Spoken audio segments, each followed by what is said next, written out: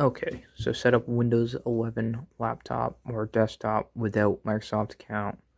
Right country, United States, yep, just run through here until it asks you to sign in. And go ahead and put your Wi-Fi information in. So right here, I've got ours right there, alpha new. Type the password in. And as soon as this next pop-up shows up, next, it's going to check for updates. There's going to be updates, but it's going to want you to sign into your Microsoft account. Okay, so once that is done, run through, hit accept. There it is. Okay, it's asking to sign in. What you're going to do is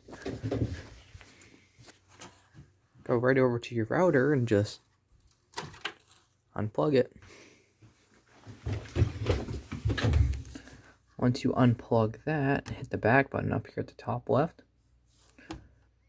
There it is. Then you just type in what you want. And that's it. Hope this helps.